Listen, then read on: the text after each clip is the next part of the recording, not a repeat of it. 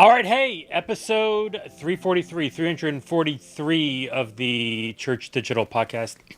You would think I would lose track. Actually, this is honest to God truth. I have to pull up YouTube like 5 minutes before I do any one of these streams because I always forget what number I'm on. I used to be able to first couple hundred, I could pull. Oh yeah, that was episode so and so. We had that conversation, and at this point, it all is just jumbled into one.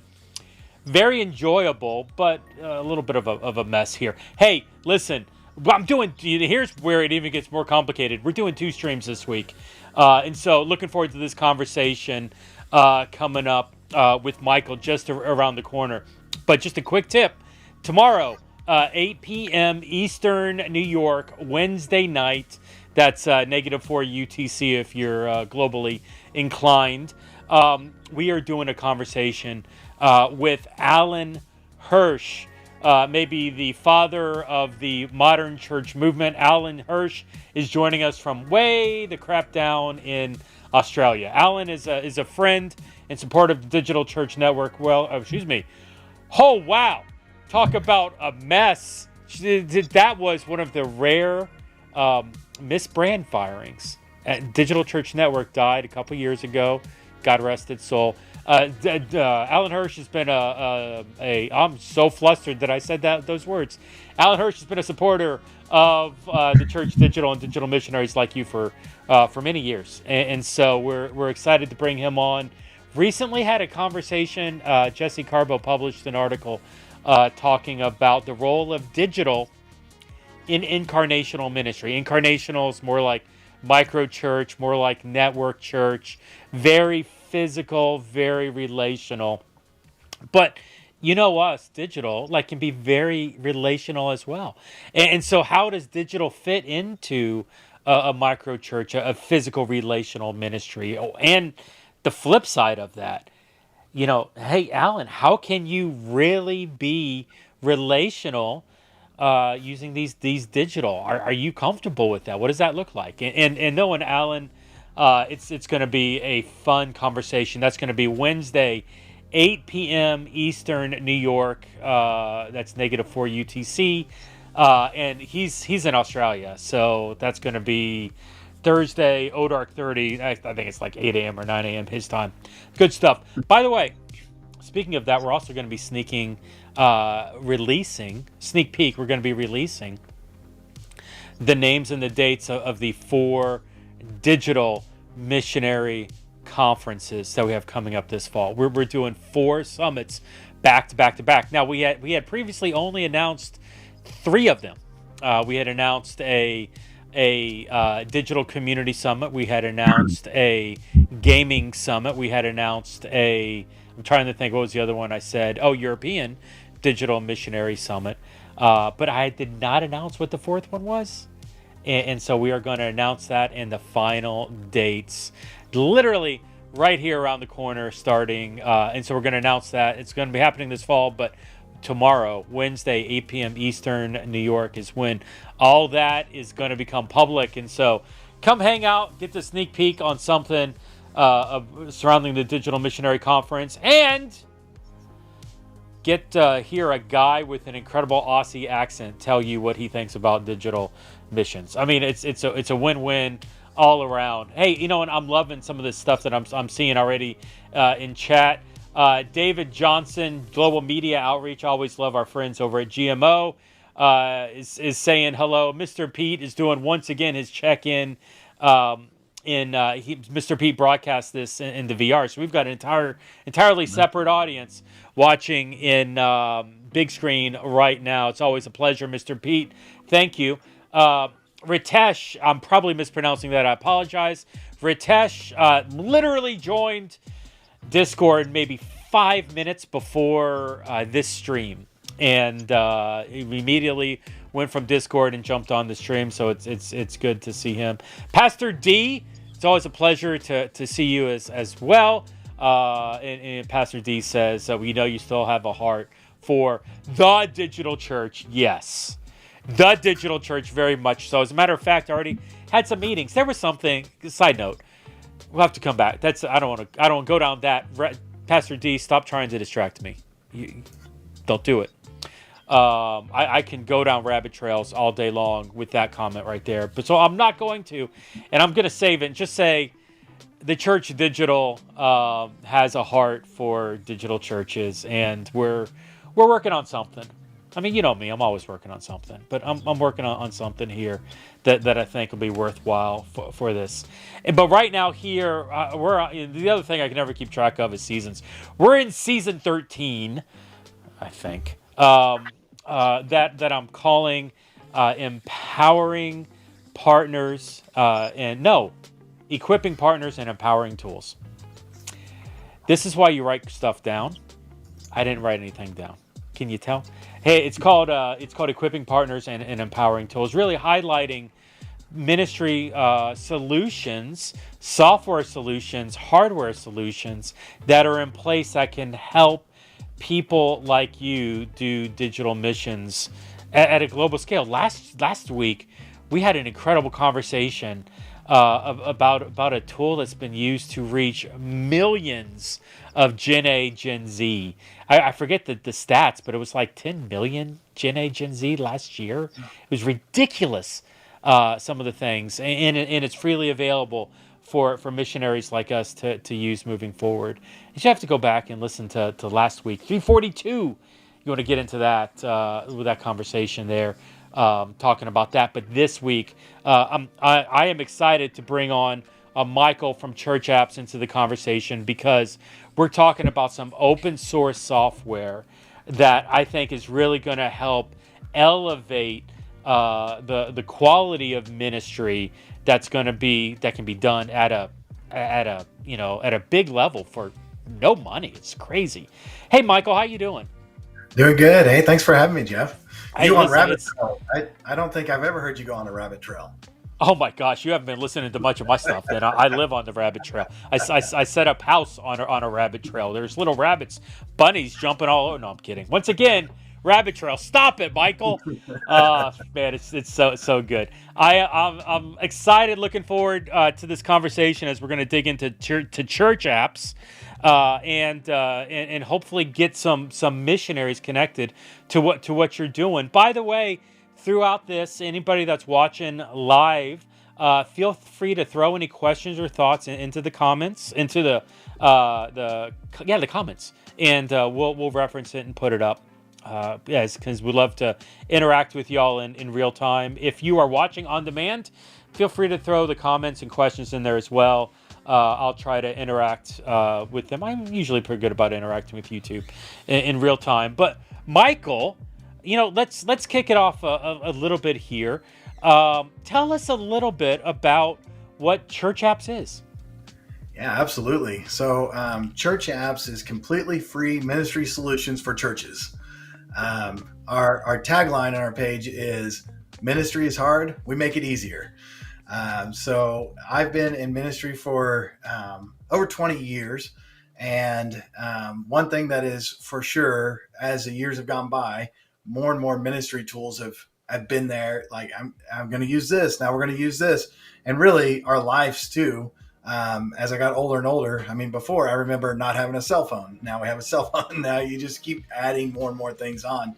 And in the church world, it seems like the cost of those things keep adding up, and there's a lot of expensive tools out there that were making ministry really awesome, and those tools are doing an amazing job.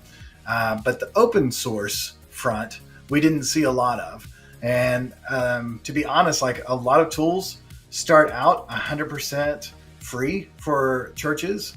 I've seen these tools that have been great, and like they're pretty small, but then when they go to scale, and more churches jump on, and I don't blame the people that are behind them. Like, hey, we're gonna have to go to a pay model because the server space is costing us so much, or we're going to have to just quit developing for it. And that's what happened with a lot of the cool tools that I saw going up through church.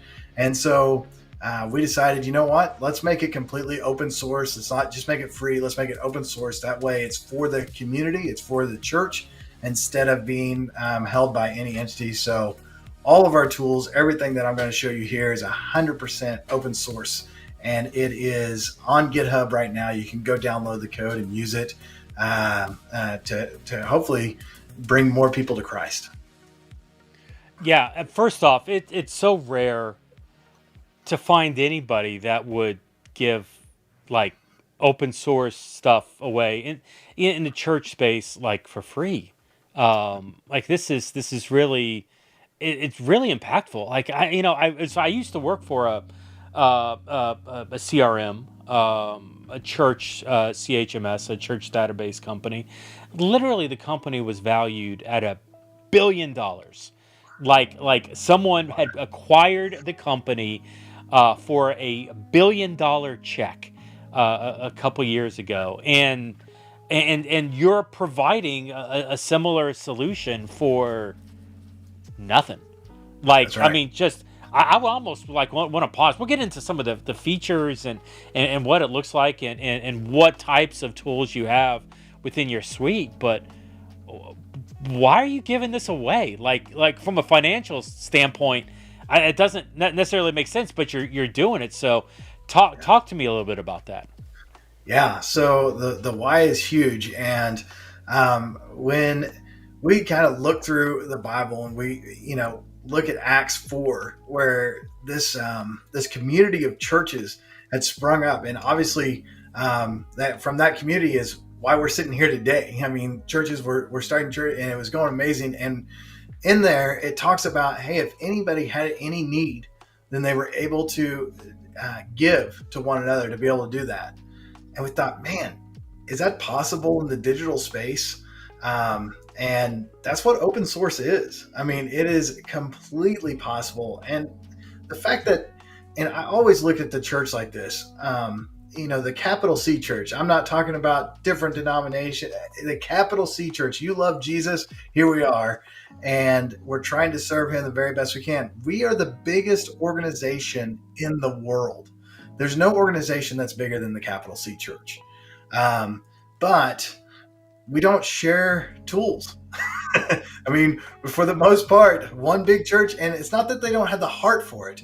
A lot of bigger churches want to help smaller churches. And if you ask them, if you are a small church and you call a big church, I mean, they'll say, yeah, come on in, and anything we have, we'll help you out with.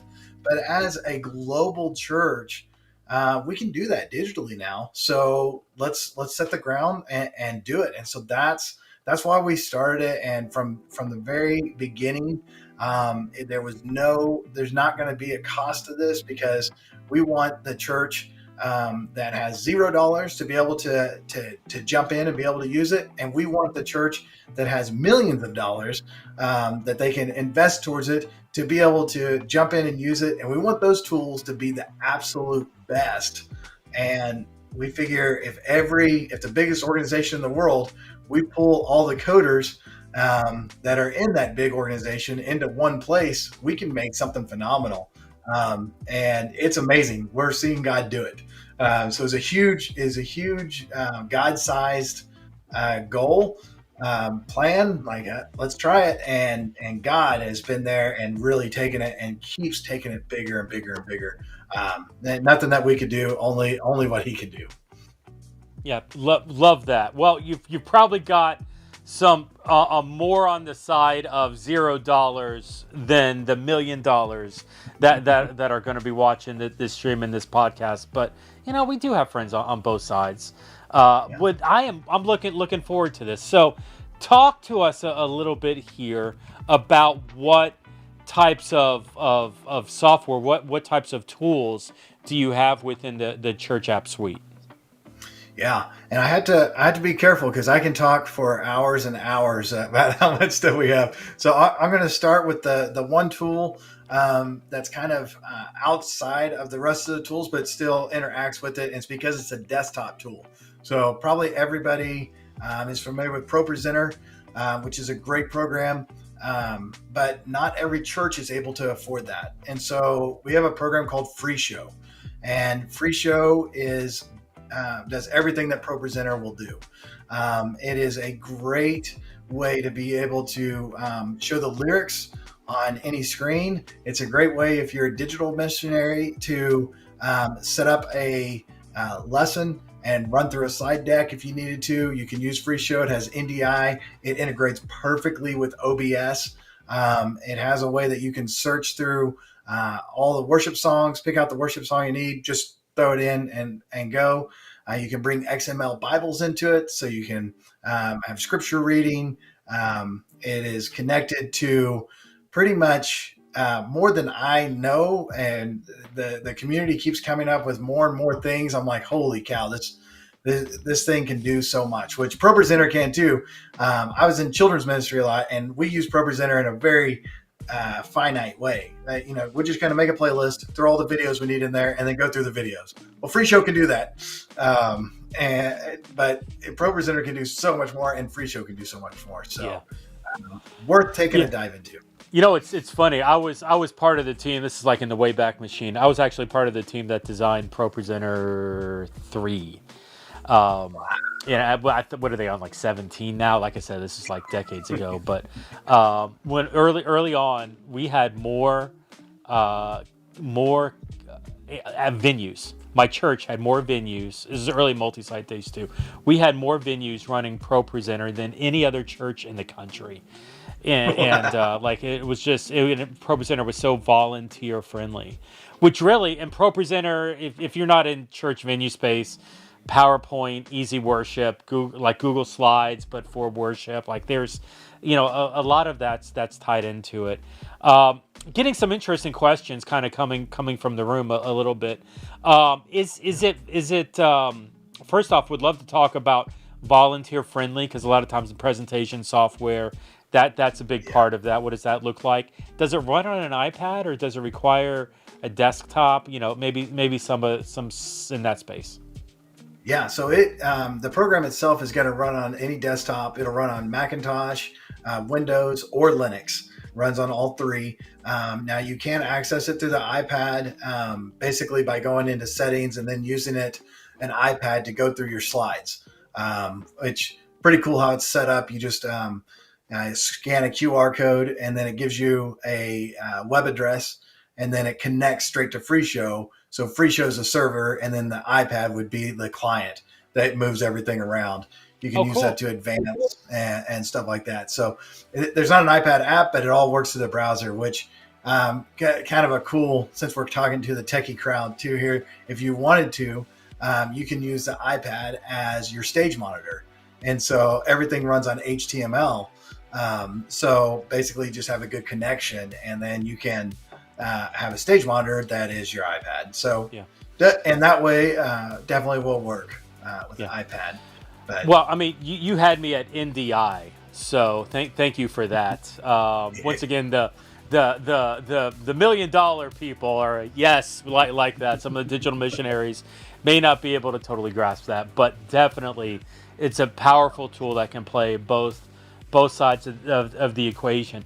And like if somebody wanted to go to a website to all of your software, we're going to talk about some of the others, but where do they go to find out more about the show software, some of the others?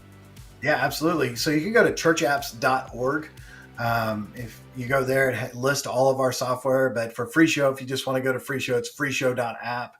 And then when we get into the other ones, chums.org, they all have their own domains, but everything you can find at churchapps.org.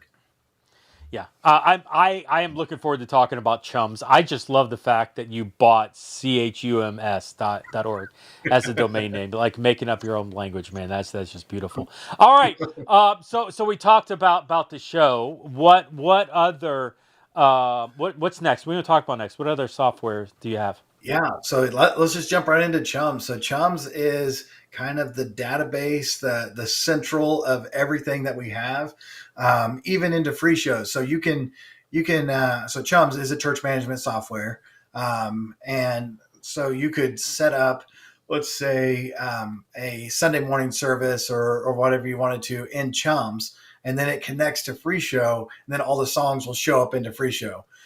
Free Show also connects to Planning Center, so you could, if you're using Planning Center, then you could do that. But Planning Center and Chums are pretty similar in what they do. So Chums is where you would bring in all the people of the church, and it doesn't matter if your people are let's say in a physical church or even in a digital space. You still probably need records of who's coming to the church and then how can I follow up with them. And from those records, you can leave notes on those records so you can kind of see what's going on, but you can create a member directory. When you bring people in, it automatically makes a member directory. And then you can tie attendance, how many times have they come? And then they can check in with the app that we have, so that automatically goes in. And then it has inside there is where you'll set up your giving for our giving platform. And so you can connect Chums directly to Stripe right now. And that way you'll have a portal to anybody that wanted to give to your ministry can give. And then you also, I'm trying to go through them all, people, attendance, and then forms. And so forms is pretty cool. So just like it sounds, any kind of form that you wanted to set up.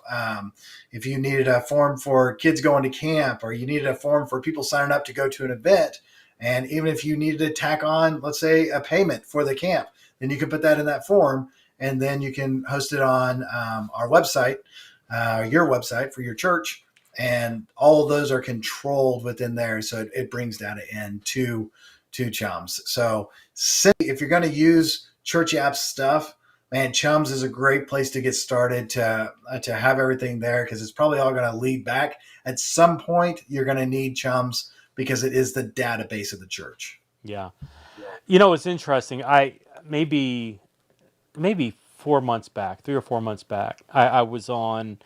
I was in one of my communities, one of WhatsApp or Discord, and I was like, "Hey, where do y'all store your data?" I just like open air question, trying to see what people were saying, because I was curious, like what they were using, and the general consensus was they stored information on their iPhone, like in the address book, and and that's when I was like, missionaries, yeah, they're on a budget, but we haven't figured out scalability yet.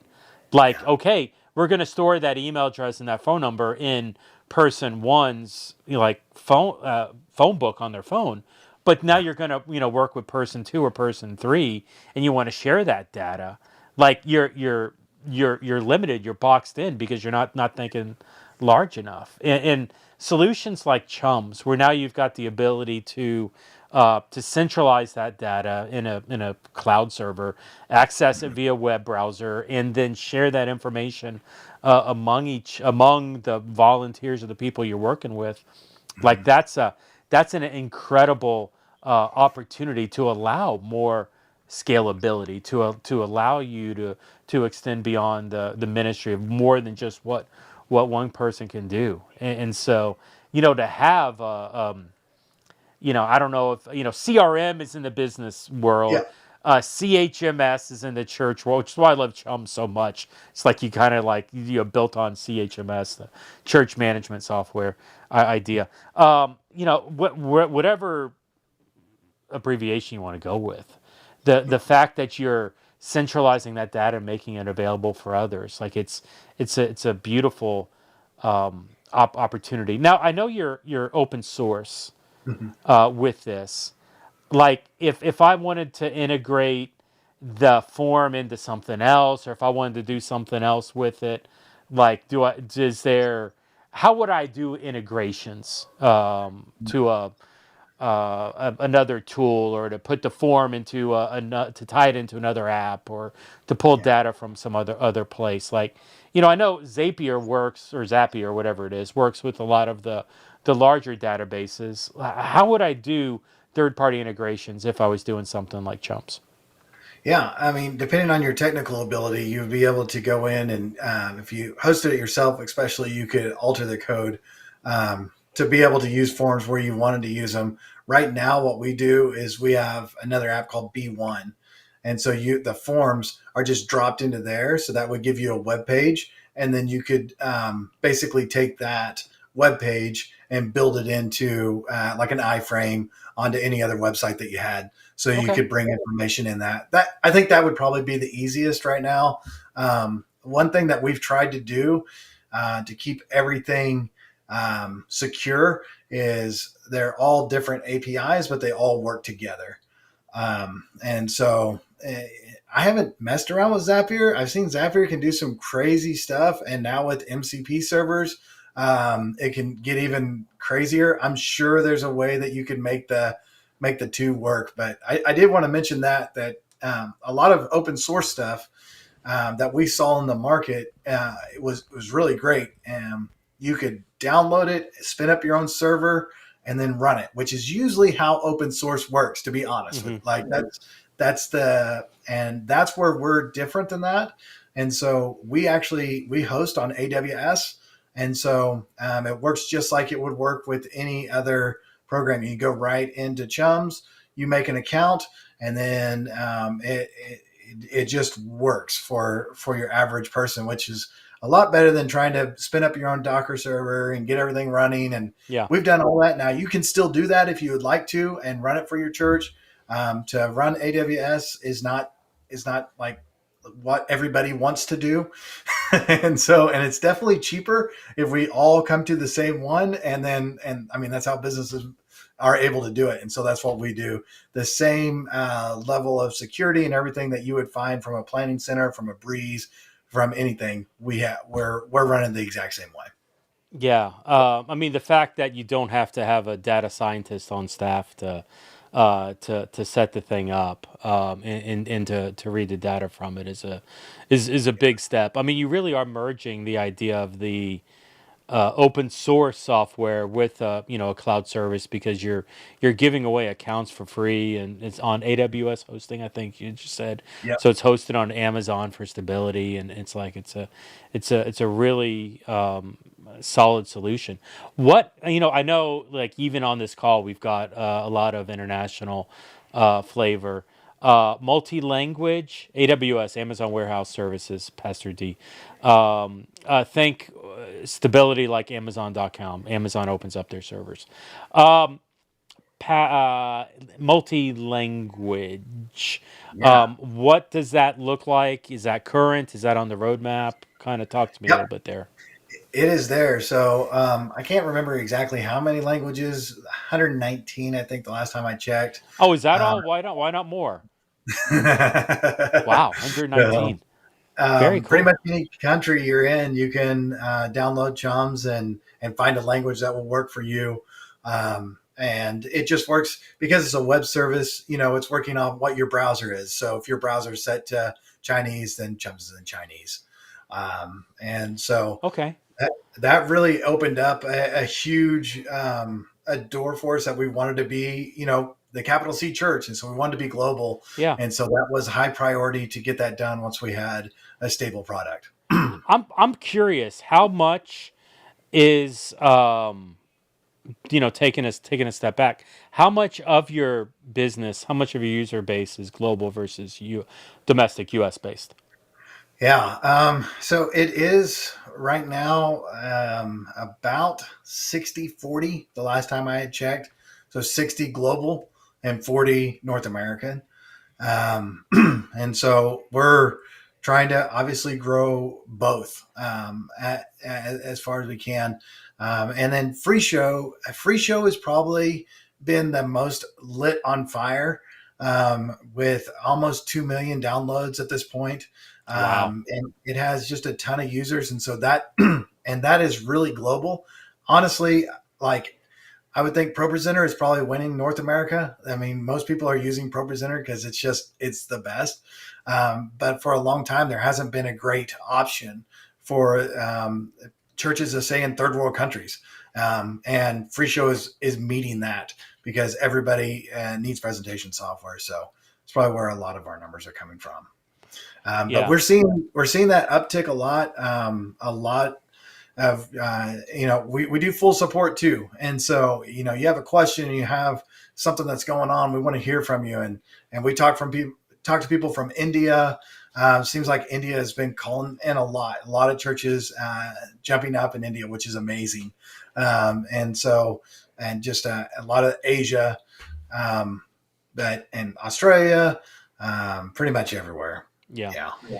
Yeah, So, aside, we've seen a lot of Asia, a lot of Africa. It's a lot of Africa, I think, on the stream today yeah. as well. And so good, Good. All right, so we've talked about Free Show. Free Show is the presentation software, and we've talked about Chums, Chums, which is the CRM, the church management, the database, and so these are the user database. These are the two. By the way, do you have? Maybe you said it, Chums. Do you have like mass email tools, communication tools built into that database as well? Yes. So basically, what you do is set up groups, and then from those groups, you can send out notifications or emails. And so we do not do text because there's not a free text service out there right now. Yeah. It's just not there. But when you download the app, there's a B1 app on an iPhone or an Android. You allow for notifications. Once you allow for notifications, whenever you send one out to that group, it's a small ding, and then you can chat with them right there. So you can do the chat, or you can and send out like that. Yeah. So it's not quite like having a CRM, that's a HubSpot or something that's going to send out automated emails or anything like that. But it is, hey, we're going to put it on the calendar, and we want everybody to know that the next meeting is coming up here. Let's say you've got 5 people on your worship team. You want to make sure that they're going to serve. All right, they're in the plan. It automatically sends out an alert that says, hey, do you accept or decline? When they decline, it comes back to you so that you can find somebody else to play the bass. Okay. So, yeah. So if you needed to get hey Troy checking in, of course. So if we were offline, we were talking about you. Like at what point, Troy, you're gonna actually show up to say hey. So I mean, worst case scenario, if you are looking for that mass communications tool, figuring out how to integrate in that database into like a Mailchimp or something like that. And if you were wanting to text, I mean, there's so many of those texting tools that are out there, but they cost, and it's one of the deals. Like I personally have a love-hate relationship with text messaging because of that. I would, app push notifications is a much better solution, or integrate this over to like WhatsApp and use WhatsApp for the notifications things. You lit up when I said WhatsApp. Do you have like an integration or people that are No, tying it I into think that's a WhatsApp? great idea. I think that's a great idea. It's something that has not happened yet. But, I mean, that's why it's open source. We want people, even on this channel, that might hear it and say, man, I'm going to go after that. Because I think that would, especially worldwide, WhatsApp seems to be bigger than even text Anything? message. Like I'm Yeah, still old school text message. I don't know why. It's just yeah. what I do. But everywhere else, it seems like WhatsApp is what's up. Yeah, WhatsApp is what's up. Well done, well played. Yeah, I mean, there's 2 billion users on the planet who have WhatsApp installed on their phone currently, active users, and so there's a lot of use base in that. So it's interesting. We may have to look into that. Okay, so we've talked about pre-show, no free show. Pre-show. We've talked about Yep. free show, and we've talked about Chums, and both of these are available. Information is available at churchapps.org. But Yep. what's the third tool we're going to talk about today?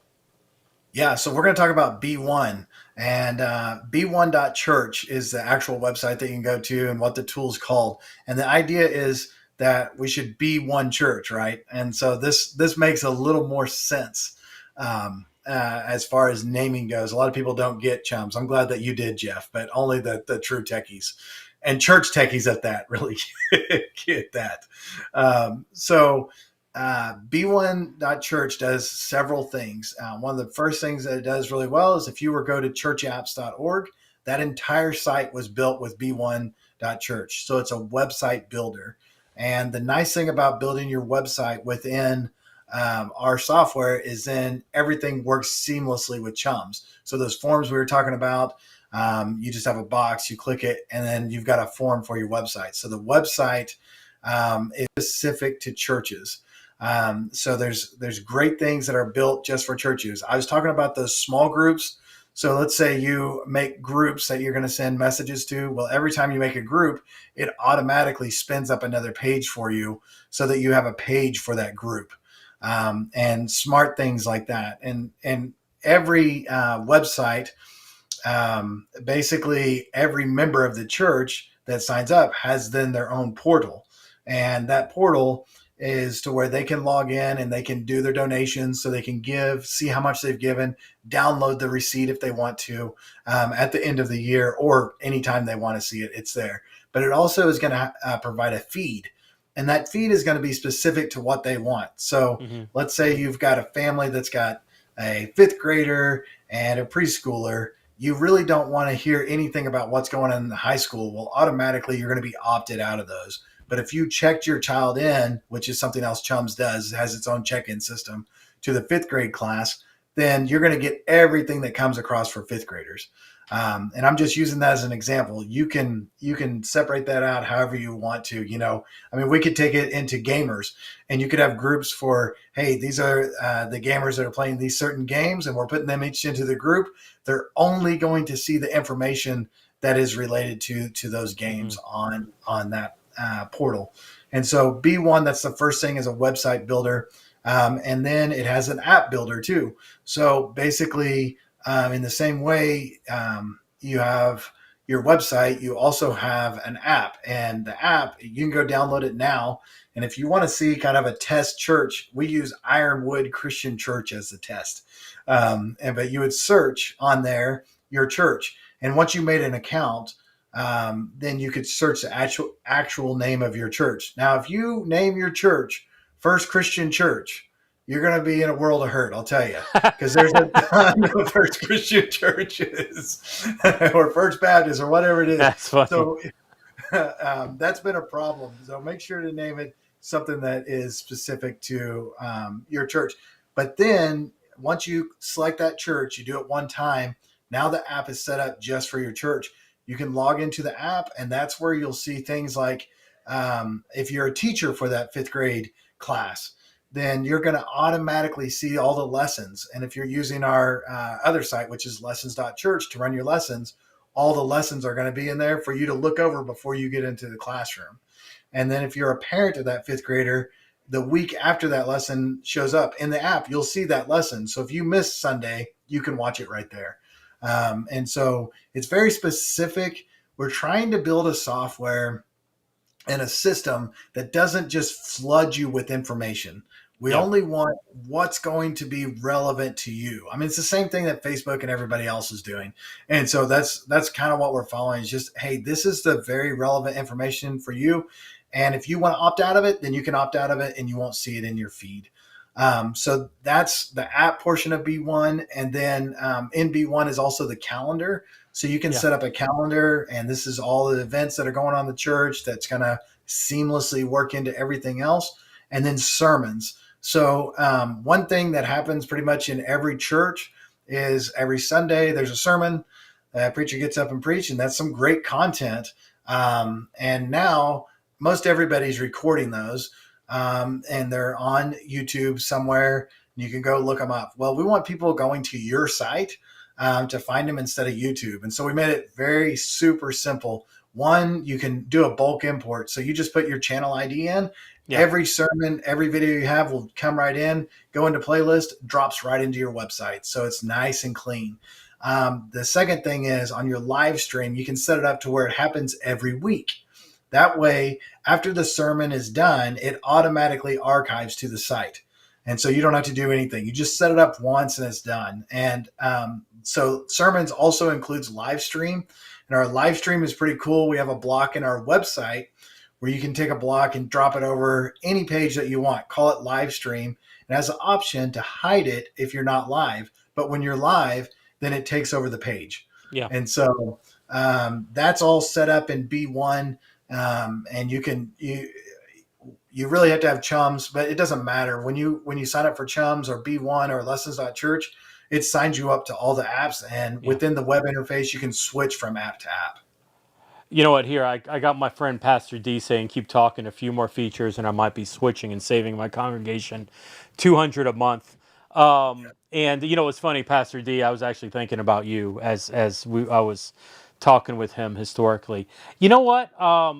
Let's go ahead and do this. Let's go ahead and screen share a Yeah. little bit because B1, you like the power is seeing it.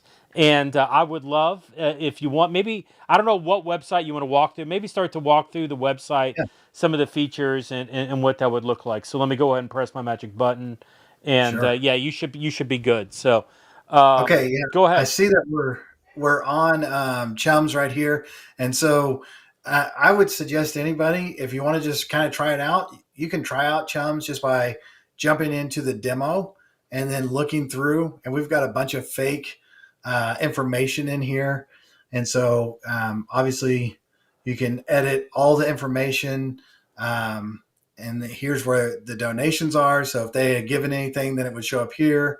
This is their attendance. So that's people.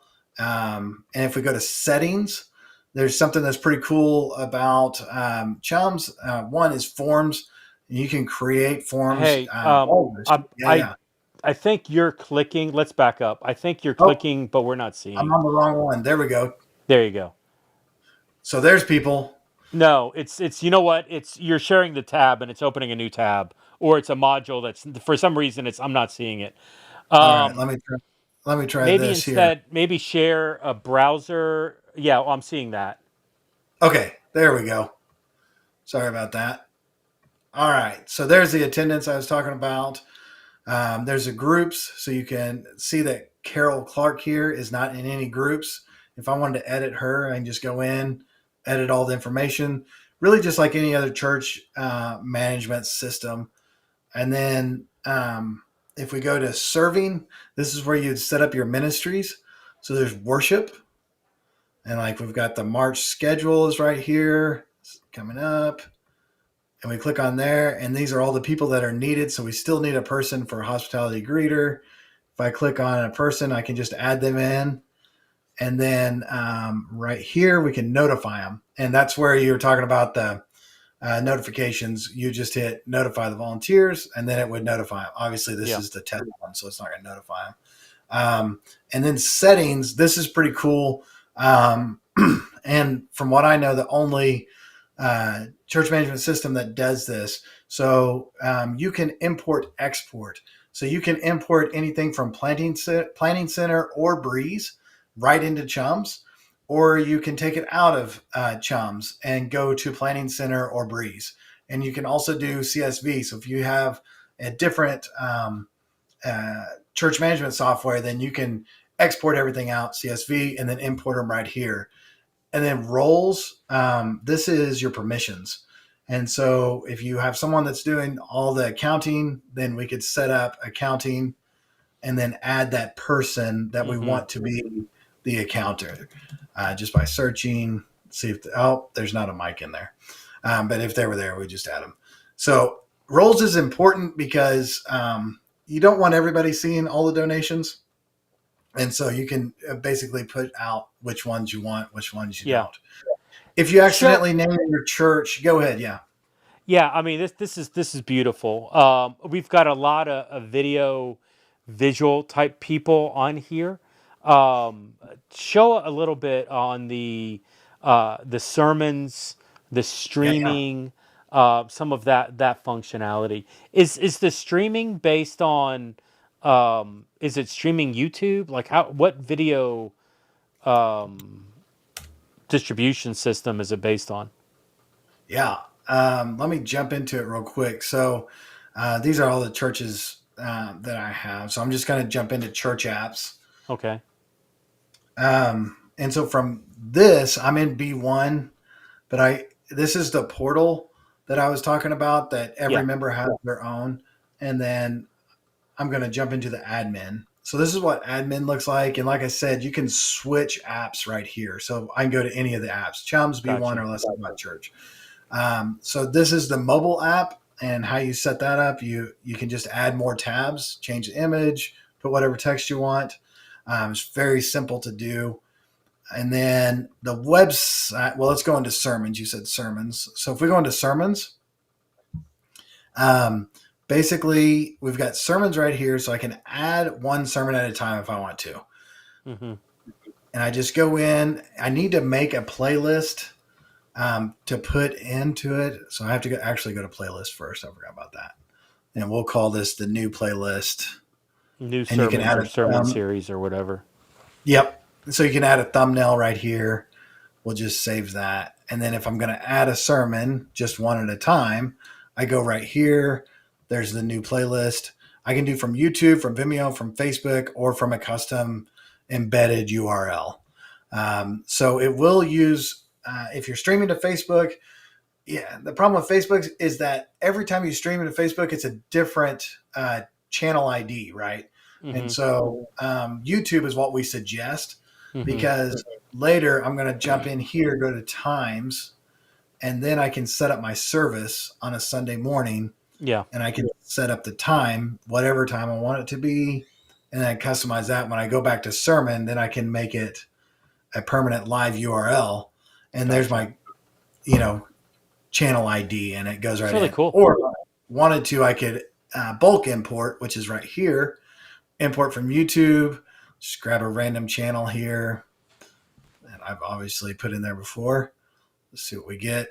And so these are, this is some church, all of everything that's on their channel. You can just click all the ones you want. And let me see if I can switch us over. I'll show you what it looks like live. So I'll go to Southside. This is a B1 church website. And so this is what it looks like after you have them imported. And so their sermon live stream is right here. Obviously, it's not going yet at 9:45. It's going to start. When it does start, this will go live, but their archive is right here. And so you can click into any one of them. You can see that's a playlist, and there's all the parts of that sermon, and you just dig down, then you can watch that part. Yeah. And that's just, at that point, that's just YouTube. So you're interfacing with YouTube, uploading to YouTube.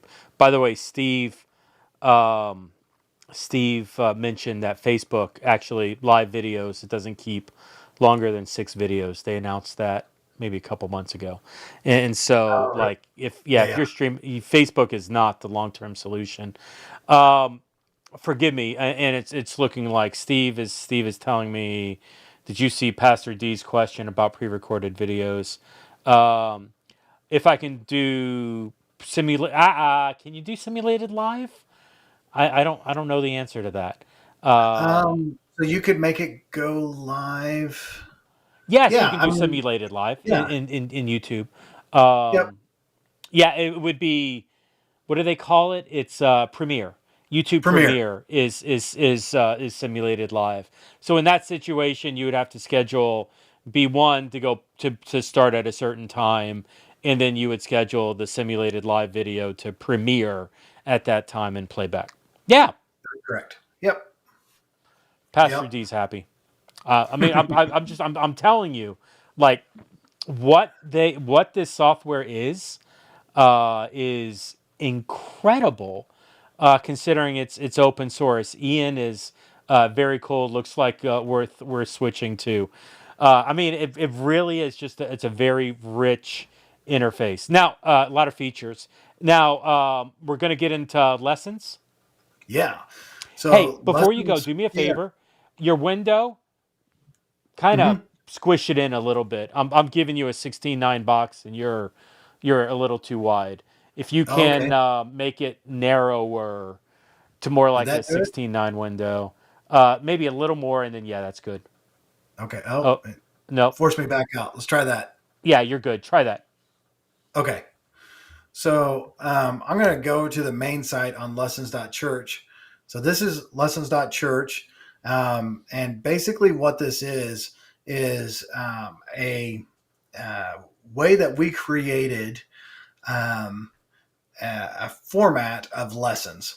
So traditionally in lessons or in curriculum, you're going to get a PDF, and then if that PDF is wrong, then they'll send you another PDF, or it hasn't been an online thing for most curriculums.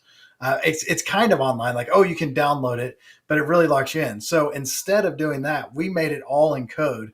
So anybody that comes on lessons.church, they make all their lessons in a certain format to where we can manipulate it and make it work for whatever we're doing. So honestly, we have enough material for everybody in your church. Everybody from that's older. We have Ozark Christian College. We've partnered with them. So we have 10 years worth of Sunday school lessons for just every topic that's in the Bible. And then in youth ministry, that's what I'm showing you right here is the youth ministry. It's 4 ministry resources as partnered with us. And this is all open source. So I'm straight on the site. I'm not even got an account or anything, and I can log in. And because we've made everything to where it is written in a way in code, so all the images, all the text, then we can format it any way we want. And so you can print off a script version, color coded, lessons.church, but even more importantly, it works on your app. And so all of this is a web portal, but it's also working on an iPhone or an Android.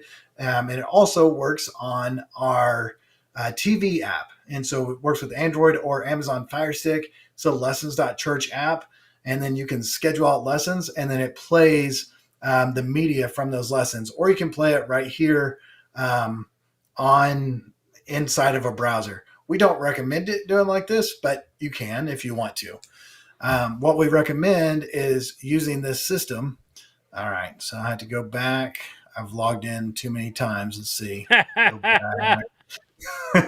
back to church apps and lessons.church.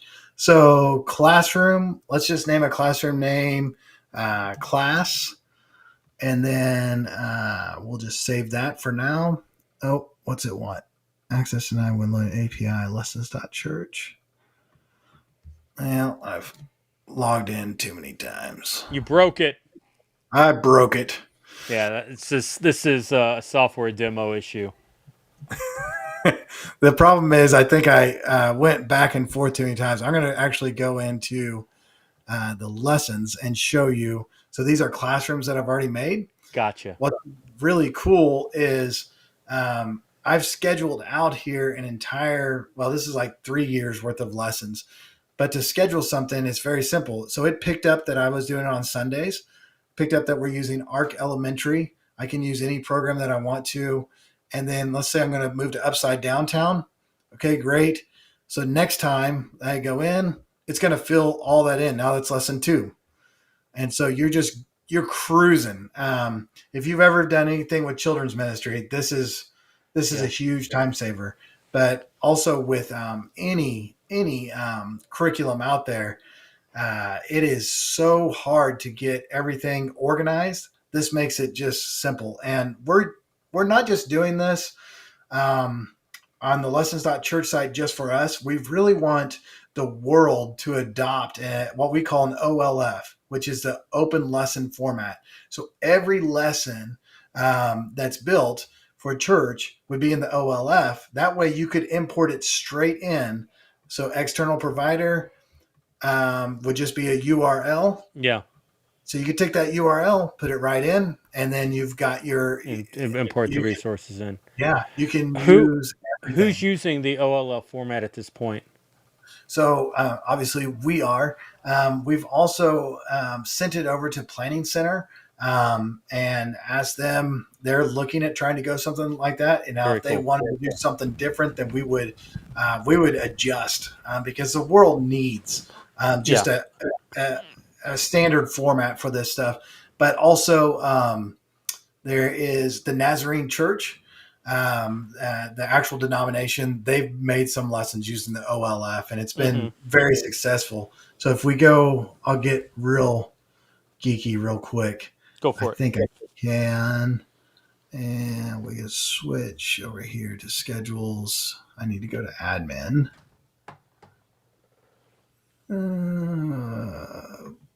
Maybe not. I was going to try to switch over and show you the actual format. should. Ian's geeking Oh, out over the Nazarenes. I just wanted to give attention to that. Okay, we're done. sorry. Yeah, I was in the wrong account. That is the problem.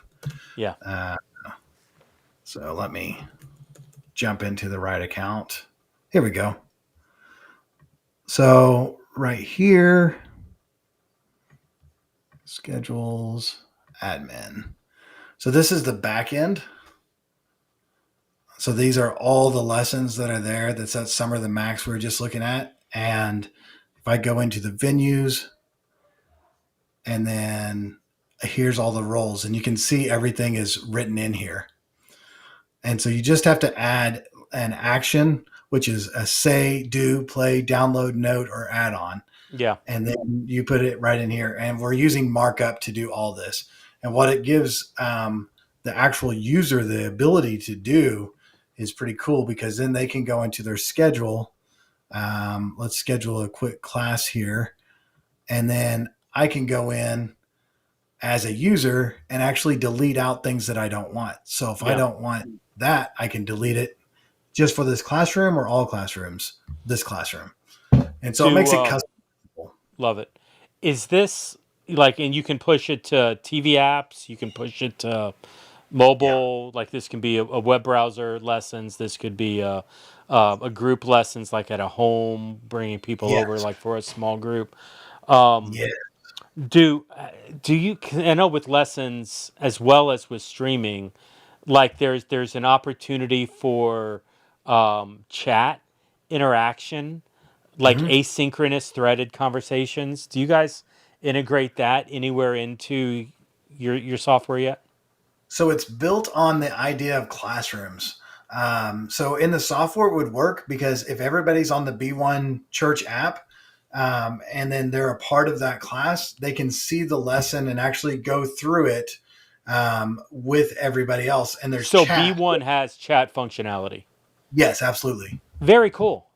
Yeah, yeah. And so it's really built too for like a classroom. So when you schedule something, what it does on the TV app is it downloads all that information so that on Sunday morning you're ready to go. Hmm. And you're not streaming it. But the TV app also has a streaming function. So we have, I think, almost 2 terabytes worth of video curriculum that's there. And some of it is really, really good, even just like the Ozark stuff. It's just professors teaching. It's great to watch. So you can stream all that just by going to lessons.church app and go over to the streaming side and stream it.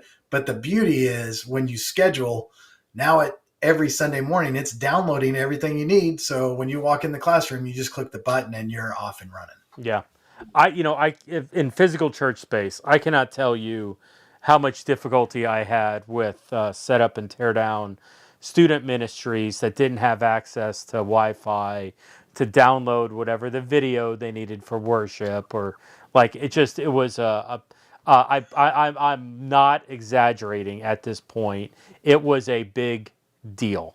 And just even hearing you say things like, "Oh, it downloads it oh," I was like, "Oh my gosh, I love so much about this." Because It's like this amazing was how much good. people's bodies take away Wi-Fi signal. I can't Yeah, explain it, but when you get a lot of people in a church, then it's like everything drops. So everything that we build, we really build um, for trying. It's for the church, and it's people that are using it in the church.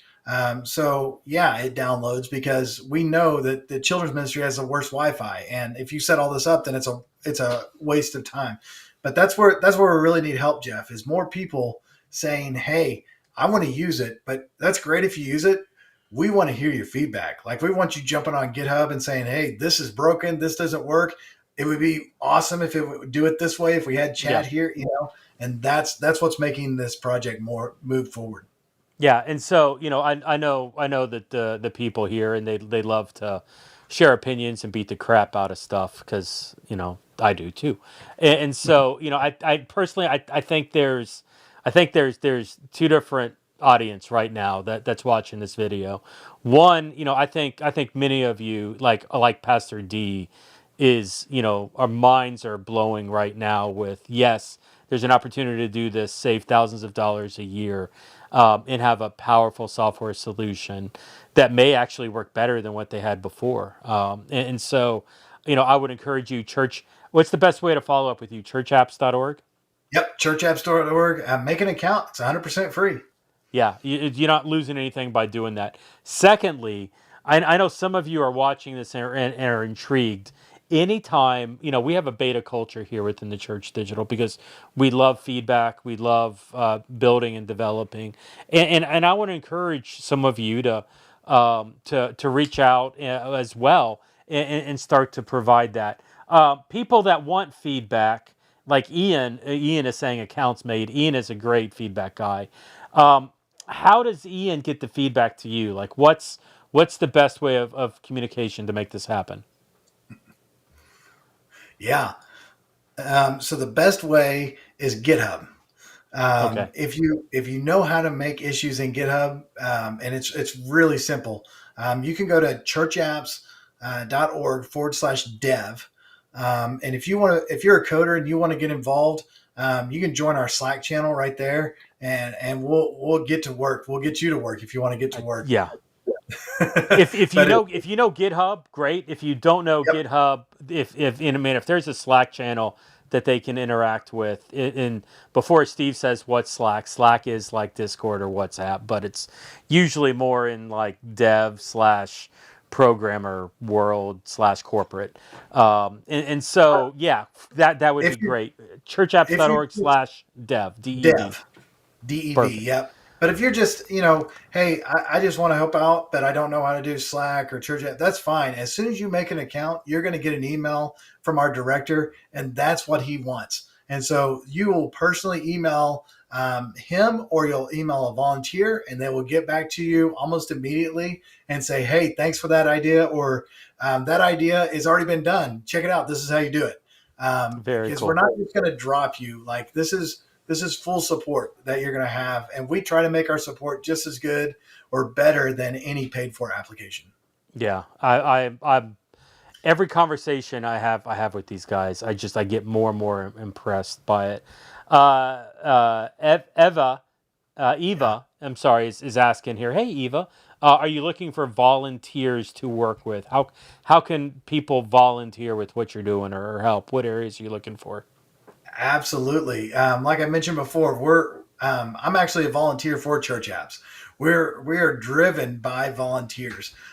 So if you want to jump in and help in support, if you want to help in coding, if you want to help in implementation, if you want to help in marketing, we need it all. And so, to be honest with you, for the last 3 years, we've got the Google Ads grant, which has been amazing. So we're onboarding about 20 churches a day, and most of that's coming from the Google Ad grant. And that Google Ad grant has been ran for 3 years by volunteers, Wow. which, if you know anything about Google Ads, that's not an easy volunteer position. Hmm. And just a shout out to those guys that are doing that. It's amazing. But they see the mission, and they understand that it is for the capital C church. So, yeah, if you want to email me directly, it's mike@churchapps.org. We will find a place, jump on a Zoom call, and see where we can work together. Yeah, I love that. And so Eva, Mike at churchapps.org. If you get lost, reach out to us and we'll get you connected over there because there's definitely a need and a benefit. Pastor D, I'm just kind of using her as the example. I think that's every feature. So you're 141 plus 52 a month that you won't have to pay anymore, and getting more features and control with that. So it looks like you've made a happy client over here. So well done. Yeah. Well, and Pastor D, if you're loving the service, if it's working out for you, a lot of our um, the way that we're supported is by other churches that are like, hey, this is a great mission, and I want to pay it forward to the next church. And even a $25 donation a month goes a long way. Our Upward bill is unbelievable, because we're squashing bugs all the time, and that takes it. It does take money to do that, and so any donations that go towards church apps, they go straight into helping and making the program better and better and better and better. And so we appreciate people just using it and giving us feedback. That is of a huge value. It really is. The only reason that it is to where it is today is because people actually said, hey, it would be nice if it did X, Y, or Z. And so we were able to follow through on that. And Mm-hmm. then now we're seeing some churches that are giving back, and it just makes life so much easier to be able to pay coders to be able to jump in and get some of the bugs, the things that open source community doesn't really like to do. They still have to get done. We got to do maintenance and make it all happen. Yeah. Man, it's no small task. It's funny. I've been asked several times, about developing a software, like a more of a software platform around the church digital instead of using the free resources we have and available. And I'm scared to death of developing a platform because of the cost of maintenance on those things. Like it's no small task to, even at an open source level. It's probably maybe more difficult at an open source because you've got to keep all the doors open to allow other people to do whatever they want instead of privatizing it and just keeping it, locked up. And Yes, so, man, congratulations on a powerful tool. And there's, just even looking at this, there's a lot more opportunities, I think, for digital missionaries, for digital churches to dig into. It was interesting. Eva at one point asked early on if you had any VR AR tools in church apps, and so I don't think they're there yet. But who knows what the future holds with that? we're open to it. I mean, it is open doors. I don't even know where it goes, but Oh man, yeah, that that's that may awesome. be it's so funny. Metaverse ain't going away, and I don't know. We barely know what the church looks like in the metaverse, much less how to support the church in the metaverse. To be honest, that's what I'm discovering. The pioneers are so pioneering, like it's the alpha mode. I'm gonna get it done, hell or high water. It's the apostolics that are out there. They're doing it, but we haven't. It hasn't settled enough yet to actually figure out how best to support some of those movements. And AR, don't even get me started on that. But It's a this huge has been an mission incredible field. conversation. Yeah, VR and what you're doing in there is a huge mission field, and people are there, and it's awesome. If we can help in any way on the back end where you're organizing, that that's. I mean, we built this in mind, and when it really started taking place was around COVID, and we're thinking this is perfect for house church. Yeah, There's you can organize everything. You don't have to worry about, oh, I'm going to have to pay this. No, that yeah. just start using it.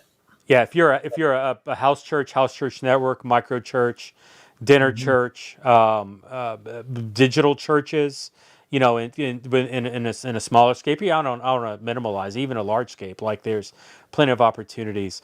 I tell you, if it just even if I were to poke the bear on the VR side, just because I can, Yeah. the thing that would be interesting is if we could figure out. Okay, so I attend a virtual reality church service. Okay. How do I give wearing a headset? How do I share my contact info, fill out a form via headset? Like, what's the easiest way to integrate in? I know because I've had this conversation with several other CRMs, but it would be figuring out how to integrate in the form functionality easily into a virtual reality world that somebody was building. I don't know that iframe totally works in VR, that may not be even your problem. It may be at the software dev side, but that would be a huge win. Is figuring out how to get some of these frames easily accessible, some of these forms easily accessible in VR, so they could be in the database to make for easier follow up, etc. Well, that and I mean honestly, it's built. I mean everything's built in React, and so it's a lot easier than trying to use .NET to make something work with this. And it is open source. So if there's going to be one church management software that's going to be able to do it, I'm going to put ours at the very top. Like, I love it. would love that. Would love that. Be cool. All right. It's funny. I'll go ahead and post this. Steve says, oh my, just realized you actually went over an hour. Great conversation info. It's so funny. I'll go ahead and say this really went well. Not that I was expecting it to go bad, but I mean, we basically talked about database for like an hour. That's a hard thing to pull off and make it interesting. But I mean, the heart of this is this software is incredibly powerful, and is designed in a way to impact people like you in the ministry you're doing. So take a look at church apps and dig into it. Steve, man, as we're wrapping up here today, I'm sorry, Steve. I'm looking at Steve on the screen. Michael, as we're wrapping up today, any closing thoughts? And just so glad to be a part of this community. I think I told you in the past, I've been listening to Church Digital for forever. It's been such a huge blessing for me and my ministry personally. And so an honor to be here. And just thank you for having me. And I hope that this is beneficial to everybody that sees it. So good. All right, so check out churchapp.org. Churchapp.org. Churchapps.org Yep. for more information on everything that we talked about today. And if there's any questions, feel free to hit me up directly, and we can on Discord or WhatsApp, and I can traffic copy you in the right direction. But Michael, man, thanks for being a part. Michael. Now I'm wanting to call you Steve, man. It's been I jinxed it by saying it's been a great conversation, and now we're at like 70 minutes, and I'm cracking like I don't even know what's going on. But Michael, man, thanks for jumping on this and some of these tools to, equip and empower churches at a global level. But we're going to wrap up. For Michael, this is Jeff with the Church Digital. Thanks for coming on the stream. Tomorrow night, Alan Hirsch, and hopefully I get his name right. All right. See y'all later. Bye. See you guys.